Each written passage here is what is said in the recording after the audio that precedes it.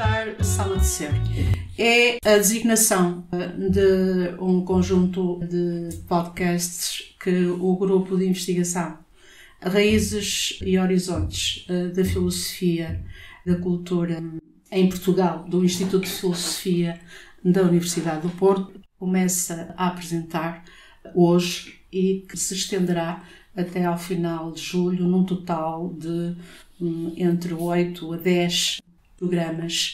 Estes encontros surgem como, enfim, um modo de partilha e comunicação da investigação que se tem feito não só no grupo de pesquisa, mas também de convite feito a alguns colaboradores mais ou menos habituais já no Instituto de Filosofia. Esta designação que gostamos particularmente tem esta marca que não deixa de estar próxima também de alguma terminologia, de algum vocabulário que nós temos ouvido nos últimos tempos.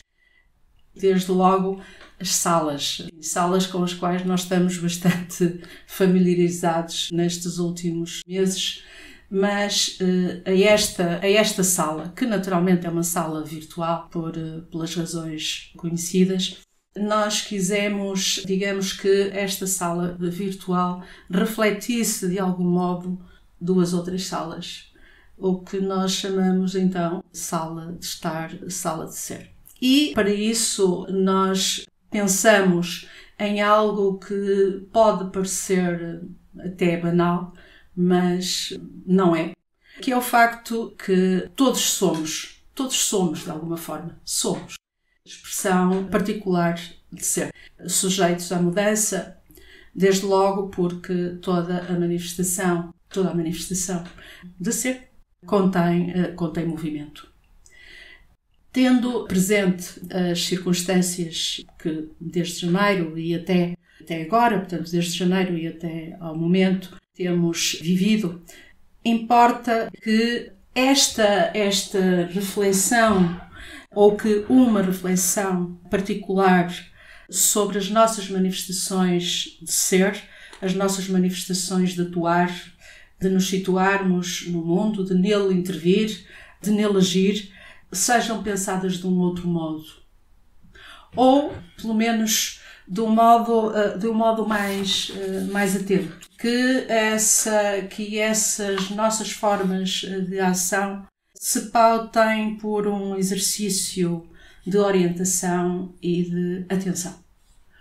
De orientação e de atenção ao outro, de orientação e atenção ao planeta, à natureza, ao universo, do modo como nos temos relacionado com o que nos envolve, afinal, com a nossa casa, num sentido mais íntimo, com a nossa casa no sentido de uma sala de estar, que nos possibilite uma maior aproximação a uma sala de ser, quiçá, e com o universo, essa casa comum, essa coisa fabulosa, gratuita, onde fomos colocados e que não podemos ter mais dúvidas de que não estamos a agir convenientemente nessa nossa casa comum. A proximidade do verbo ser ao verbo estar foi também alguma coisa que nos chamou a atenção. É algo que, como sabemos, na grande parte das línguas está diluída e que, no caso da língua portuguesa, ela evidencia um sentido bastante profundo. Essa evidência que a proximidade destes dois verbos nos traz é uma manifestação particular do ser que somos. A manifestação do ser que somos, dessa condição e da relevância do sentido de estar e de ser no mundo, que não passa apenas por uma condição existencial nos seus diferentes matizes, mas do nosso efetivo posicionamento no mundo, para podermos pensar, ou sobretudo repensar, a posição existencial da mutação que tem sido operada e que importa repensar. O estar parece-nos que diz sobre a posição e o estado em que nos encontramos.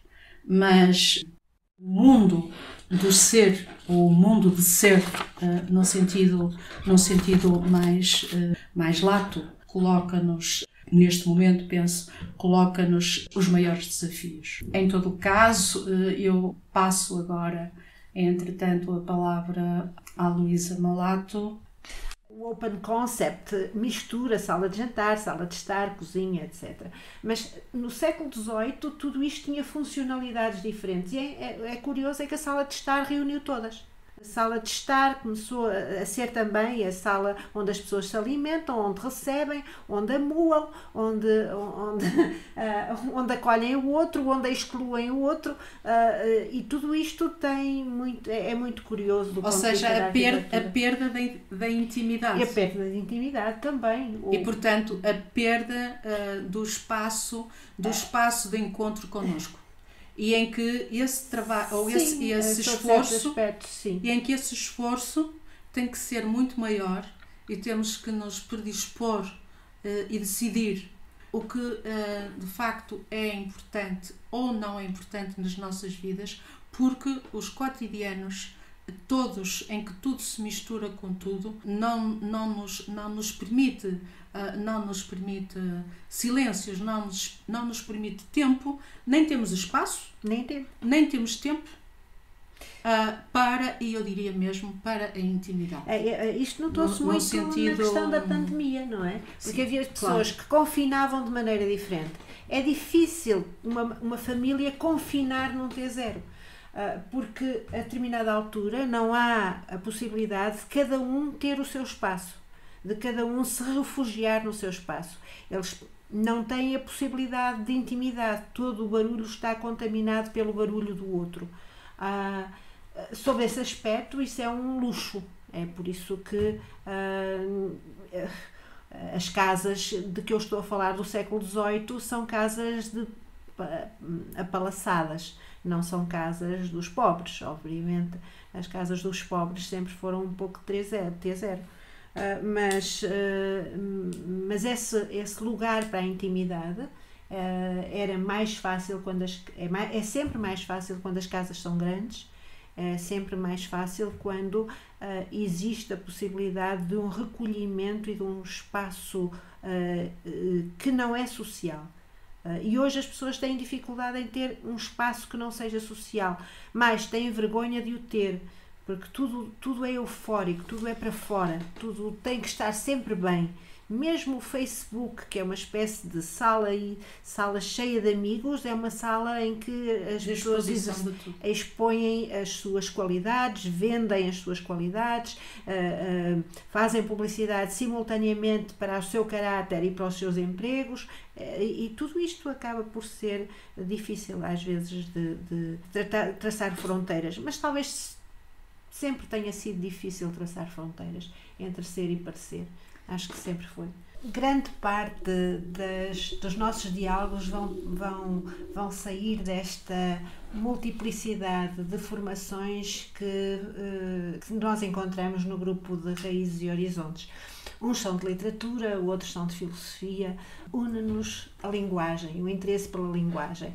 E esta oposição entre a sala de estar e a sala de ser, no fundo, é uma forma de nós refletirmos sobre como é que traduzimos coisas, como é que as arrastamos. Traduzir é arrastar. E nesse arrastamento há sempre alguma coisa do corpo que é arrastado e que se perde e algum pó daquilo por onde ele se arrasta que se ganha. Eu trazia para aqui uma frase que toda a gente conhece e que talvez se descubra facilmente que a desconhecemos quando a lemos em contexto. Ser ou não ser, eis a questão. Isto diz Hamlet quando entra em cena e é esse entrar em cena a meio da peça, sensivelmente a meio da peça, que nos traz aqui hoje. Ser ou não ser? É isso a questão.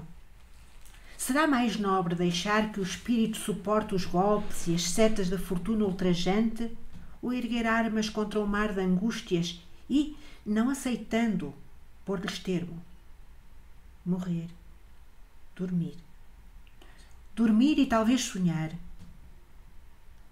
Mas aqui é que está o difícil, pois que sonhos surgirão nesse sono de morte quando tivermos despido o tumulto mortal? É isso que nos detém, esta a suspeita que dá tão demorada vida ao sofrimento. Pois quem suportaria as chicotadas e as troças do tempo, a injustiça do opressor, os desprezos do orgulhoso, a angústia do amor desprezado, a demora da lei, a insolência das autoridades e os desdéns que o mérito paciente recebe dos medíocres? Pode parecer que tudo isto não tem a ver com o que nós vamos falar aqui, mas tem muito, por duas razões. Primeiro, para nós vermos como este problema de Hamlet é ainda o nosso e é sempre o nosso, e de uma forma que nós, a meu ver, traduzimos mal. Eu fui buscar uma tradução de Sofia de Melbrenner, na esperança, um pouco frustrada, confesso, de encontrar aqui a minha teoria de tradução para esta fala tão célebre de Hamlet. Eu acho que nós traduzimos mal Hamlet. Hamlet está a dizer isto depois de saber quem matou o pai, está a dizer... tem a certeza, e a partir deste monólogo ele começa a cortar os laços para não ter pena de crescer, de tomar uma atitude. Mas o problema dele é, explicitamente, esta é a questão, é de saber se ele vai agora, o que é que ele vai fazer com o saber. E a questão não é de ser ou não ser, como normalmente é traduzida no verbo to be or not to be. Porque os ingleses não têm outra forma de traduzir, mas nós temos. Nós, os portugueses, os espanhóis, há uma forma de traduzir isto que é mais própria para Hamlet, que é estar ou não estar. E este é que é o problema de Hamlet. Estamos ou não estamos? Vale a pena nós incomodarmos-nos? É este o dilema de Hamlet quando sabe. O saber, o conhecimento pode ser uma acumulação de coisas que nós guardamos para nós. Mas depois o que é que fazemos com ele? Que atitude é que tomamos na nossa vida? Estamos ou não estamos? E o problema é que Hamlet não é capaz de dizer que não está. Não é capaz de dizer que ignora. Não é capaz de fingir. Não é capaz de não agir em conformidade. E esta é a sua assunção da responsabilidade, uma responsabilidade individual e uma responsabilidade também coletiva, porque ele é príncipe do reino da Dinamarca. A atitude de voltar à caverna no mito contado por Platão na República é sempre este dilema. Vamos ter que voltar à caverna para dizer alguma coisa a alguém. Estamos ou não estamos? Não é uma questão de ser ou não ser. A questão de ser vem do essere, que é uma espécie de estar sentado, imóvel.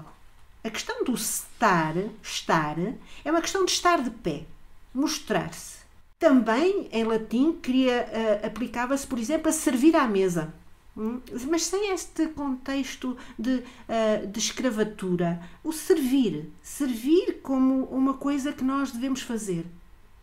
O que é que nós apresentamos? Como nos apresentamos? E que atividade é que nós temos que mostre que estamos de pé, não estamos sentados?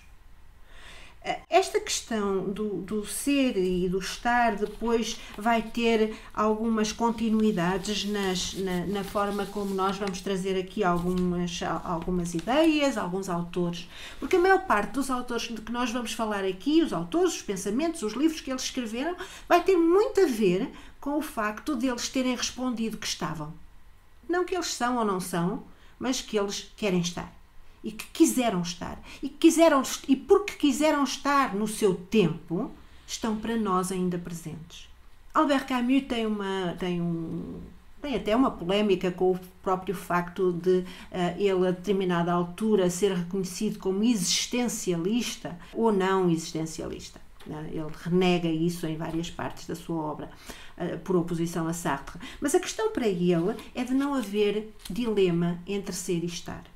Diz ele: onde descobrir a essência, se não ao nível da existência? Quer dizer, como é que nós podemos ser sem estar? Sem nos comprometermos, sem darmos a nossa palavra como forma de ação e a nossa ação como forma de palavra. Mas nós não podemos dizê-lo depois. Mas nós não podemos dizer que o ser não é senão existência. O ser não pode manifestar-se senão no devir. Ora, o devir nada é sem o ser. Este é o nosso dilema. O dilema entre o ser e o parecer é aquele que existe entre aquele que não quer parecer sem ser, nem quer ser sem parecer. A determinada altura é aquilo que Aristóteles dizia que era o ethos. O ethos não é somente o caráter, não é somente aquilo que parecemos ser. É aquilo que queremos também ser parecendo. E o teste último é nós darmos a cara por isso e até eventualmente dizer, como diria o Hamlet, suportar as chicotadas, as troças do tempo, a injustiça do opressor, os desprezos do orgulhoso, a angústia do amor desprezado, a demora da lei, a insolência das autoridades e os desdéns que o mérito paciente recebe dos medíocres. Quando eu estou a dizer esta frase de Hamlet, eu estou a pensar em muitas das pessoas que nós vamos aqui referir e de quem nós vamos aqui falar. Estou a pensar em Lúcio Pinheiro dos Santos, estou a pensar em Agostinho da Silva, estou a pensar em Rui Belo, em Virgílio Ferreira, Jorge Sena, não sei, porque isto começa, mas nunca se sabe quando é que acaba. Mas estes dilemas têm muito a ver com o nosso tempo, com o tempo em que passamos e passamos, com acento ou sem acento, porque esta forma de estar pressupõe também que ela apreciou o confinamento, apreciou o facto de nós nos fecharmos para nos podermos abrir, apreciou o facto de nós pensarmos intimamente para regressar depois à caverna. Tudo isto tem a ver com pensar, tudo isto tem a ver com filosofia, tudo isto tem a ver com literatura e tudo isto tem a ver com linguagem, mas acima de tudo tem a ver com a pergunta de Hamlet: estamos ou não estamos? O espírito sopra quando e onde quer. Acredito de facto nesta ideia e acredito também na ideia de um mundo espiritual num amplo sentido, sem obviamente aqui ter qualquer tipo de, digamos, de direto pensamento nesta ou naquela vertente, nisto, mas sobretudo se quiserem na ideia de um império que conduza o humano, um império, não confundir esta ideia de império com algumas concepções políticas que nos podem deixar muito mal colocados, mas sim de um império, entre aspas, que conduza o humano a um futuro e a uma libertação refletida necessariamente numa outra relação com as coisas, numa outra relação com o outro, numa outra relação de que já no início falei, e uma outra relação com a própria valorização das possibilidades que acredito que ontologicamente estão inscritas no humano. Aqui estou a pensar desde o Padre António Vieira, a Fernando Pessoa, Agostinho da Silva, a Teixeira Pascoais e tantos outros autores. Então, era isto que nós tínhamos hoje para partilhar convosco. E, entretanto, para a próxima semana, de novo estaremos por cá para convosco partilhar novas reflexões, novas experiências e que aqui eu e a Luísa